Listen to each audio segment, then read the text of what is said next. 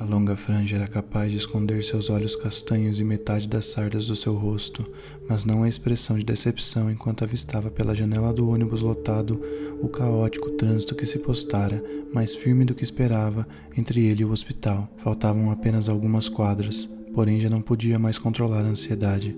"Motorista, eu vou descer aqui", gritou, mas seu pedido aparentemente se dissipou no meio da multidão por onde ele tentava se esgueirar com dificuldade em direção à porta de saída. "Com licença, por favor, com licença." Os burburinhos e os cochichos entre os pequenos grupos ou duplas juntos formavam um grande ruído uniforme e ensurdecedor. Porém, enquanto passava se espremendo entre as pessoas, podia entender com clareza as ofensas que recebia. O azar no fato da alça de sua mochila ter se enroscado na bolsa de uma senhora, visivelmente irritada, foi o suficiente para deixar as coisas um pouquinho mais complicadas para ele naquele dia. "Ei, solta minha bolsa, moleque." Algumas coisas não mudam nunca. E antes mesmo que ele pudesse compreender o que estava acontecendo, ela urrou ainda mais alto, chamando a atenção de todos. "Socorro! Ele está tentando me roubar!" E foi só e suficiente motivo para torná-lo alvo da fúria de grande parte dos passageiros. E então, agora, mais do que de repente e por total conveniência, justiceiros. "Ladrão! Ladrão! Ladrãozinho! Ladrão!" gritavam todos juntos para o moleque. Algumas coisas não mudam nunca. E foi assim, a socos, pontapés e empurrões, que ele foi jogado para fora do veículo, despencando na sarjeta com o nariz sangrando. Do jeito que aterrissou, foi impossível não sentir o gosto do esgoto que corria pela rua impulsionado pela tempestade. O caos dos xingamentos foi apenas substituído pelo escândalo das buzinas, sirenes e motores que compunham a trilha sonora oficial da Cidade do México em horário de pico. Passou a mão no rosto tentando enxergar no meio da baderna, mas a parábola da trajetória de sua mochila sendo defenestrada do ônibus em sua direção foi mais rápida, e o impacto resultado da multiplicação do ódio pela força da gravidade mais o peso dos livros da faculdade, que ele imediatamente se arrependeu de ter colocado na bolsa naquele dia, quase o fez perder a consciência. Respirou, empurrou a mochila para o lado e se virou. Deitado de costas no chão, foi se recuperando lentamente. A chuva lavava o seu rosto cheio de sangue, e ainda podia escutar os gritos de ladrão, através de gargantas extremamente determinadas a passar essa mensagem adiante. A calçada estava cheia de pessoas. Nenhuma delas pareceu se abalar. O máximo que fizeram alguns poucos curiosos foi levantar em centímetros os guarda-chuvas, sem diminuir o ritmo da passada, para que pudessem assistir com clareza a humilhação do moleque. Ele então se levantou sem pressa, colocou a mochila sobre a cabeça, como se isso realmente fosse evitar toda a água que já o ensopara, e seguiu caminhando vagarosamente até o hospital. Pingou por todos os corredores que passou, cumprimentando de maneira apática as enfermeiras com quem cruzava. Elas nunca o haviam visto em um estado tão melancólico, mesmo em visitas passadas que aparentemente foram ainda mais emergenciais. Algumas não encontraram as palavras que gostariam para acolhê-lo e apenas o assistiram se afastar. Outras torceram o nariz para o rastro molhado que ele deixou para trás antes de entrar no quarto número 8. Após fechar a porta, finalmente um silêncio absoluto. E por incrível que pareça, era tudo o que ele não gostaria de ouvir. Nem mesmo a sua respiração preenchia o vazio no qual o cômodo se encontrava. A enorme barriga do enfermo, sob o lençol, não se movia nem um centímetro. Desperto em sobressalto, com os olhos já lacrimejando, ele então se aproximou da cama e esticou o dedo indicador até embaixo do nariz, onde o bigode, que nunca fora tão branco, se mantinha agarrado, ao contrário de todo o resto dos pelos do corpo, que já haviam cedido ao agressivo tratamento. Quando o ar quente saiu daquelas narinas e encontrou sua pele, ele suspirou e eliminou consigo toda a tensão acumulada. Sentiu-se mais leve e até gemeu baixinho, causando incômodo ao gigante que dormia na cama do hospital. O doente mexeu o rosto em reação à presença do dedo dele, que ainda estava próximo às suas narinas. Moveu os lábios e resmungou, fazendo-se afastar. Ele prendeu a respiração, se sentindo culpado pela inconveniência causada. E então aguardou o senhor, que agora se remexia em seu leito, desconfortável. Seus movimentos faziam evidenciar a falta de óleo nas articulações da velha cama, e também um sobrepeso considerável, que talvez fosse mesmo insustentável para qualquer cama que o hospital pudesse oferecer. Quando achou que havia mesmo acordado o enfermo, um som grave e prolongado surgiu estralando e transpassou o lençol. Em seguida, o odor absurdo e característico com que já havia se acostumado nas últimas semanas preencheu o vazio sobre o qual lamentava alguns segundos atrás. Já não se sentia mais enjoado como nas primeiras visitas. Pôde então finalmente se largar na poltrona, ao lado da cama, e cochilar por algumas horas que pareceram semanas. O sonho veio em forma de nostalgia. Vivenciou como se fosse a primeira vez a espaçosa varanda do apartamento em que se hospedaram, as brigas e perseguições bobas com o Fred na praia, os campeonatos de mergulho com os amigos e também o luau, que reuniu todo o pessoal da vila, fechando com chave de ouro aquelas que foram as melhores férias de sua vida.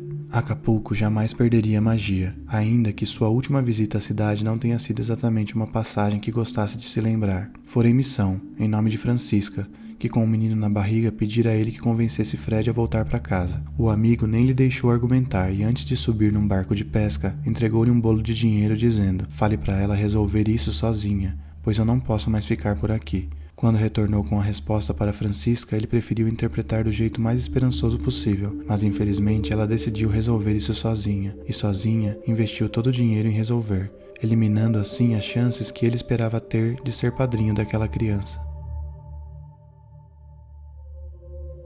Já não estava mais em volta de uma fogueira em Acapulco. Agora o inconsciente o transportara para o último encontro que tiveram num restaurante barato em Xochimilco. Francisca tinha a maquiagem borrada e os óculos embaçados esquecidos em cima da mesa, ao contrário do copo que ela levava à boca entre um lamento e outro. Só que dessa vez, saindo do script original, uma garçonete se aproximou da mesa e com uma voz doce e paciente disse: "Desculpe, mas não temos biscoito, senhor." Ele se virou para ela confuso e se viu novamente em um quarto de hospital no centro da cidade, onde na realidade uma enfermeira tentava controlar um paciente faminto e um tanto fora de suas competências mentais que gritava: "Como assim não tem biscoito? Eu pago esse lixo de hospital para nada? Saia já do meu quarto e só retorne quando tiver biscoitos para me dar." A enfermeira obedeceu, revirando os olhos com desprezo. Ele então questionava se emoções tão grandes não fariam mal àquele barrigudo que parecia eliminar fumaça pelos ouvidos de tanta raiva que sentia. A gente junta dinheiro a vida inteira, investe nas coisas e o mínimo que a gente espera é um pouco de cuidado e consideração. Mas o que a gente recebe em troca? Nada. Nada, moleque. Aprenda isso sobre a vida. No fim de tudo, a gente sempre acaba esquecido em um hospital.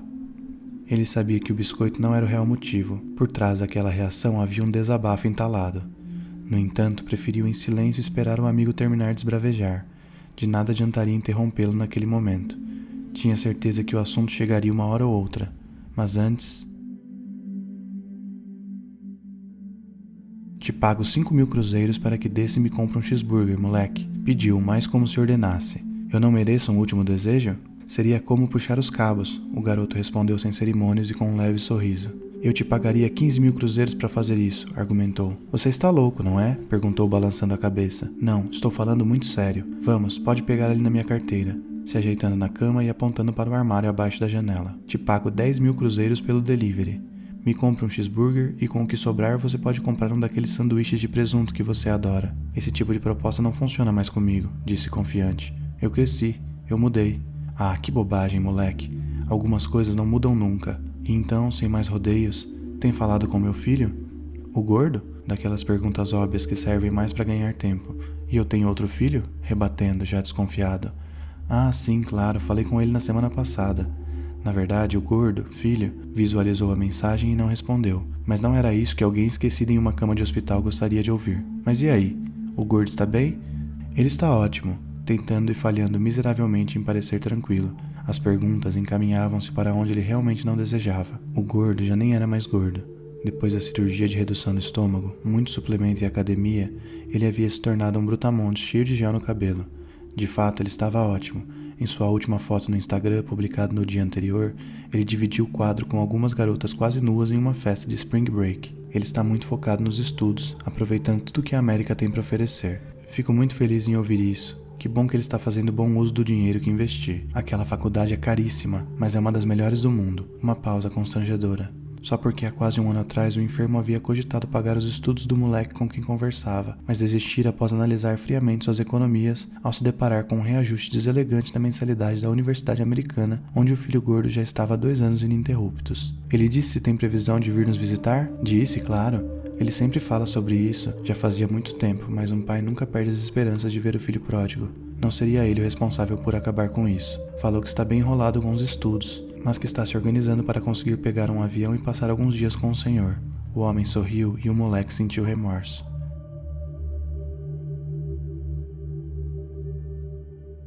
"Sabe quem apareceu hoje mais cedo para me visitar? Florinda e o professor. Há quanto tempo ele não via a mãe de Fred? Ele nem sabia mais dizer. Eles estão pensando em mudar para Miami, sabe?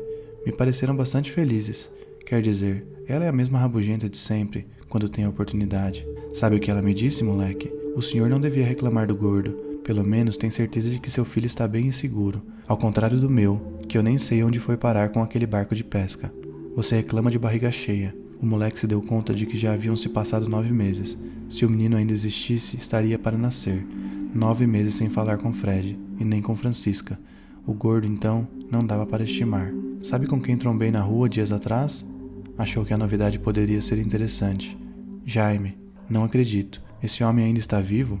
Era uma pergunta coerente. Ele mesmo achou que podia estar vendo um fantasma quando encontrou o velho carteiro. Sim, por incrível que pareça. E ainda trabalhando como carteiro na região. As cartas mais lentas do mundo, exclamou o enfermo rindo, para evitar qualquer risco de fadiga. Ele riu também.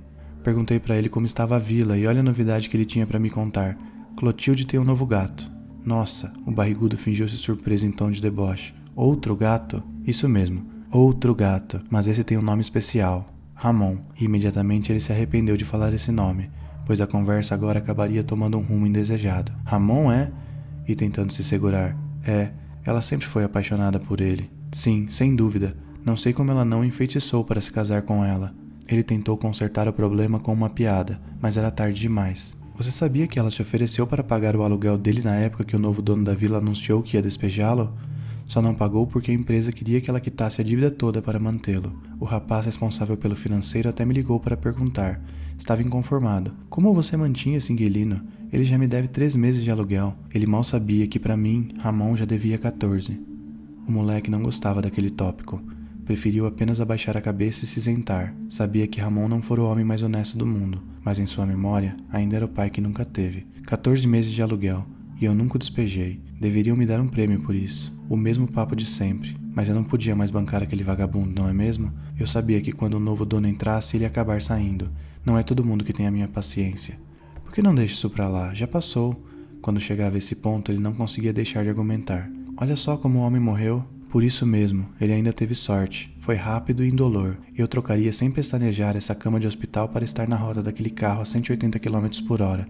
Seria muito mais fácil morrer desse jeito. Não fale assim, por favor. O moleque odiava pensar na foto que saíra no jornal. A velha barraca de churros destroçada e pintada de vermelho.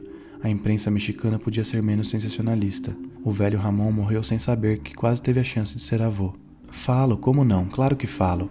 Era inevitável. Os papos sempre acabavam assim naquele quarto, com lamentos e autopiedade. A vida é injusta, não canso de dizer.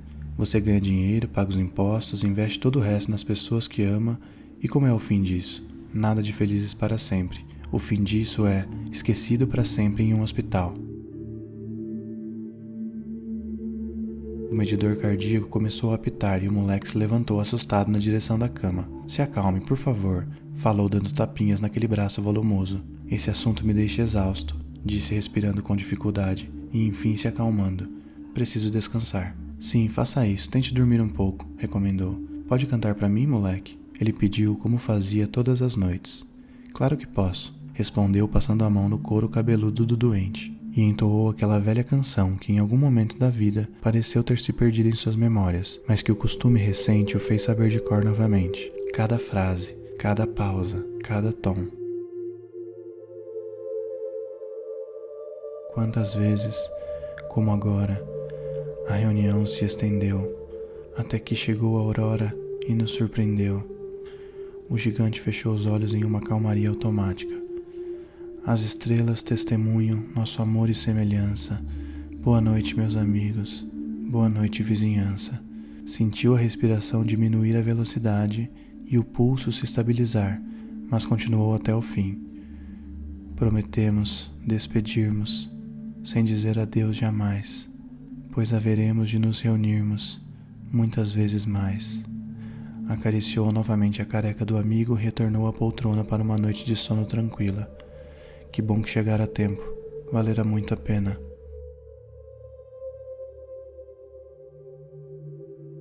Acordou bem cedo com os raios de luz entrando pela janela diretamente em seu rosto. Aproveitou que o outro ainda dormia e decidiu fazer-lhe uma surpresa. Checou a carteira. Estava vazia. Então juntou as moedas que sobraram esquecidas em sua mochila e desceu em busca do tal cheeseburger tão desejado. O gigante realmente merecia qualquer coisa que quisesse, sendo ou não seu último desejo. Desceu para a rua e encontrou-a ainda úmida pelos efeitos da chuva na noite passada. O movimento de pessoas e carros ainda era grande, mas não chegava nem perto de antes. Ele pôde deslizar suave no meio da multidão, enxergou um arco-íris por trás dos prédios e se sentiu otimista, como se fosse aquele moleque inocente como todos ainda o tratavam. Ainda podia ver o parque de diversões, que anteriormente passara batido instalado na cidade bem próximo ao hospital. Lembrou-se de quando o dono do parque deixava ele brincar de graça, desde que ajudasse a empurrar o carrossel, para que este nunca parasse de girar. E ele sempre topava, porque ele queria brincar, e também porque o carrossel nunca podia parar de girar.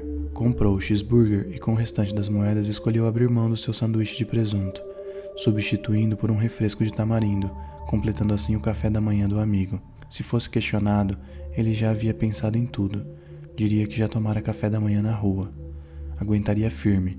Isso não seria novidade nenhuma em sua vida. Voltou para o hospital contente, com um largo sorriso no rosto. Cumprimentou todas as enfermeiras com um alegre e sonoro bom dia.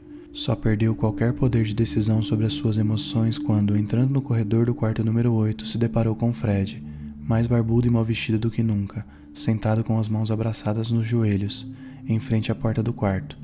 Fred? Perguntou como se não acreditasse em sua presença. O amigo então levantou a cabeça, revelando um rosto inchado de tanto chorar, e disse: Já se foi o disco voador.